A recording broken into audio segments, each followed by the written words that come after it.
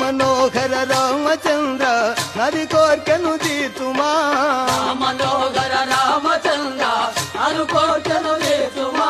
పర్ణశాలకు వచ్చను బంగారు లేడిని చూడుమా పర్ణశాలకు వచ్చను బంగారు లేడిని చూడుమా అదిగా చూడుము ప్రాణనాథ జరగానేయున్నది పరుగులెత్తుతు పర్ణశాల చుట్టూ తిరుగుచున్నది పరుగులెత్తుతూ పర్ణశాల